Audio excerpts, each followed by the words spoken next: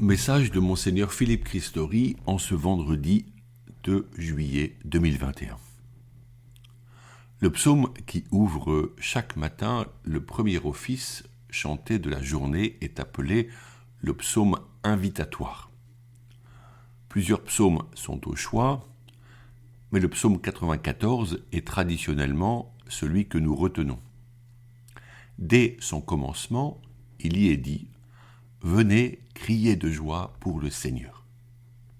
Crier, nous le faisons parfois dans la vie courante pour exprimer un mécontentement, une injustice, voire une révolte. Certes, il y a les cris des supporters des matchs de football. Comment ne pas mentionner le cri de déception des supporters français face à l'élimination de la France à l'Euro de football. Mais pour nous, en ce matin, il s'agit d'entrer dans la louange. Nous sommes tournés dès l'aurore vers notre Dieu, Créateur, et regardant vers l'Orient, d'où paraît la lumière matinale, nous chantons nos chants de joie. Notre cri n'est pas un hurlement, mais l'expression spirituelle de notre personne, corps et âme, pour bénir Dieu face à la vie qui s'éveille. Ces jours-ci, je vous propose de crier de joie pour les prêtres et les diacres ordonnés dans notre pays, en général à une date proche de la fête des saints apôtres Pierre et Paul.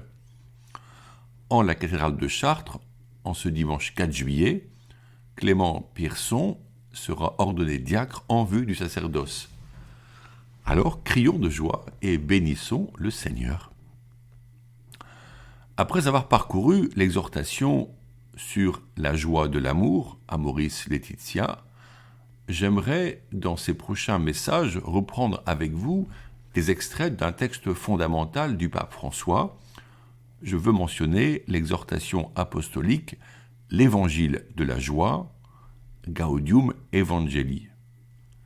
Ce texte éclaire la mission de l'Église et notre vocation missionnaire. Le pape Jean-Paul II avait beaucoup insisté sur la vocation de tout baptisé à être témoin de sa foi. Le pape François a lancé l'expression devenue courante dans nos cénacles ecclésiaux, être disciple missionnaire. Notre baptême fait de nous des témoins de Jésus-Christ. Dans la vie courante, nous avons plusieurs mots qui expriment notre satisfaction. Tout d'abord, il y a la gaieté, qui manifeste un aspect de notre tempérament, mais souvent transitoire et passager. Il y a le plaisir, qui naît d'une réalité extérieure à soi, comme une bonne nourriture ou un bon moment au théâtre si la pièce est drôle. Ce plaisir n'est pas durable et en appelle un nouveau. Enfin, il y a la joie qui vient de l'intérieur, du centre de notre être, du cœur. La joie est plus durable. C'est un sentiment primordial et nécessaire à la vie. Reste à trouver la source de la joie, à y entrer et à y rester. L'Écriture dit « Soyez dans la joie ». La joie serait donc un cadeau et un commandement.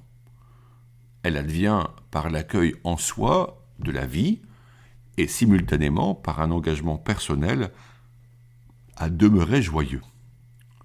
Dans son exhortation, le Saint-Père développe clairement le lien de la joie avec la mission, c'est-à-dire l'évangélisation.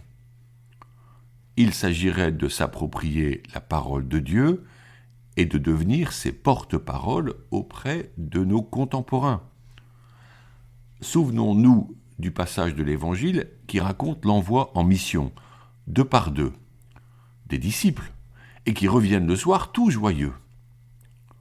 Personnellement, j'ai expérimenté cette joie surprenante lors de missions de rue, à Paris comme à Rome, lorsque j'y étudiais au séminaire. Ces moments de rencontre pour lesquels il me fallait choisir l'audace d'un premier pas, et qui régulièrement, mais pas toujours, ouvraient sur des échanges profonds, allant jusqu'à prier ensemble au milieu de la Piazza Navona. Je rentrais toujours réellement heureux de ces moments de grâce. Par exemple, un jour, un homme fort ému me sortit de sa poche le livre « L'imitation de Jésus-Christ » et me dit « Je suis athée et membre du Parti communiste italien depuis des décennies. Je viens d'acheter ce livre sans raison et maintenant je vous rencontre et vous me parlez de Jésus. » Nous découvrons que cette exhortation, qui veut nous faire découvrir la vraie joie, est un texte sur l'évangélisation. Si nous voulons être des chrétiens heureux, nous avons là une indication claire sur l'itinéraire à emprunter. Sommes-nous disposés à devenir des disciples missionnaires et à être des chrétiens en sortie pour aller aux périphéries de nos paroisses vers ceux et celles qui ont totalement quitté l'Église? La première phrase de cette exhortation est la suivante. La joie de l'Évangile remplit le cœur et la vie de ceux qui rencontrent Jésus. Elle donne la note pour interpréter la partition de ce texte. Elle nous parle de la rencontre de Jésus, réelle source de notre joie. Le pape François ajoute, et je le cite, « Ceux qui se laissent sauver par lui sont libérés du péché, de la tristesse, du vide intérieur, de l'isolement. Avec Jésus-Christ, la joie naît et renaît toujours. » C'est l'expérience de la rencontre de Jésus présent dans nos propres vies et celle des autres qui fait naître cette joie. Nous ne sommes pas seuls, nous sommes accompagnés.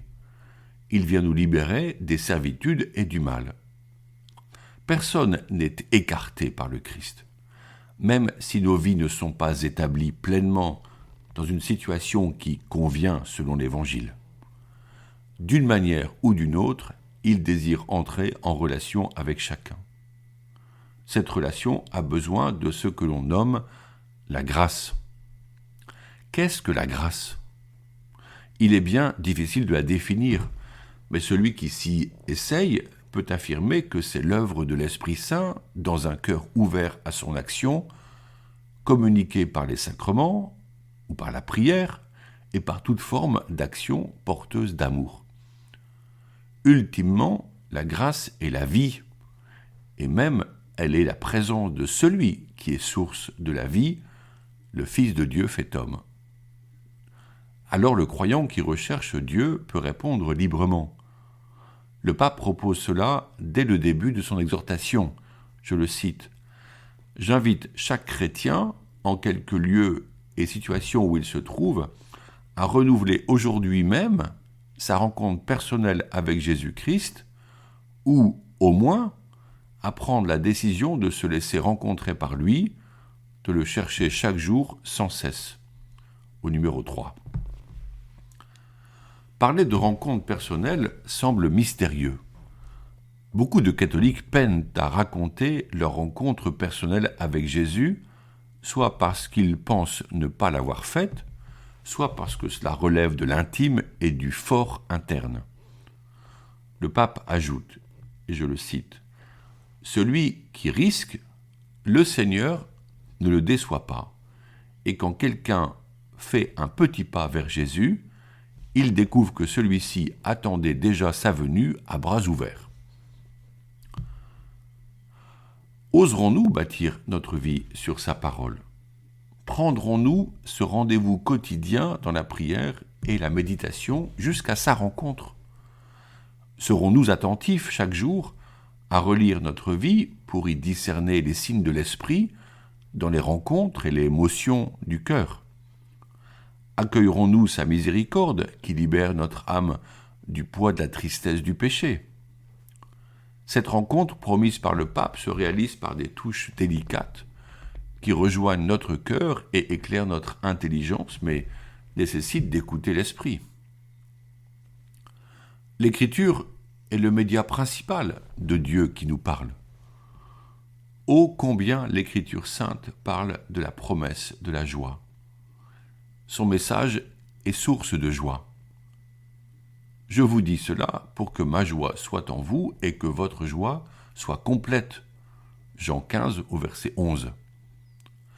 Notre joie chrétienne jaillit de la source du cœur débordant de la Trinité. Jésus le promet aux disciples. Vous serez tristes, mais votre tristesse se changera en joie. Jean 16 au verset 20. Et il insiste. Je vous verrai de nouveau et votre cœur sera dans la joie et votre joie, nul ne vous l'enlèvera. Jean 16 au verset 22.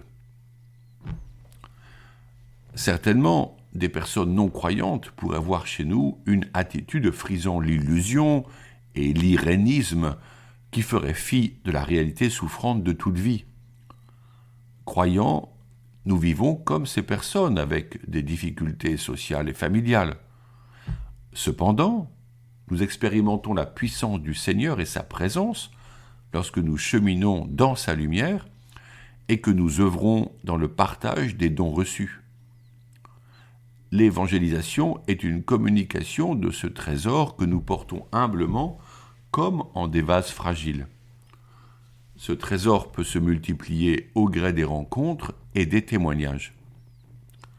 Il n'y a pas de plus grand amour que de donner sa vie pour ceux qu'on aime. Jean 15 au verset 13. Alors que la pandémie recule, que les masques tombent, beaucoup prennent le temps de se saluer et de se rencontrer. C'est maintenant le temps favorable du témoignage. Le Christ est la bonne nouvelle éternelle. Apocalypse 14 au verset 6. Et il est le même hier et aujourd'hui et pour les siècles. Hébreux 13 au verset 8. Mais sa richesse et sa beauté sont inépuisables. C'est maintenant le temps de se donner les moyens pour renouveler la fraternité. Comment recréer des équipes où l'on se rencontrera régulièrement, où chacun trouvera des frères et des sœurs, où le Christ sera honoré et adoré? Nous aurons l'été pour y réfléchir et ensuite agir. Reposez-vous, si cela vous est possible, en présence du Seigneur, source de joie. Prions toujours avec foi et je vous propose une fois de plus de prier avec le Père de Grand Maison. Sainte Marie, Mère de Dieu, gardez-moi un cœur d'enfant, pur et transparent comme une source. Obtenez-moi un cœur simple qui ne savoure pas les tristesses, un cœur magnifique à se donner, tendre à la compassion, un cœur fidèle et généreux qui n'oublie aucun bien et ne tienne rancune d'aucun mal.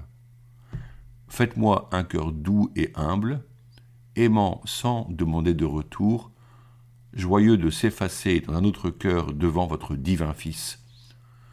Un cœur grand et indomptable qu'aucune ingratitude ne ferme, qu'aucune indifférence ne lasse.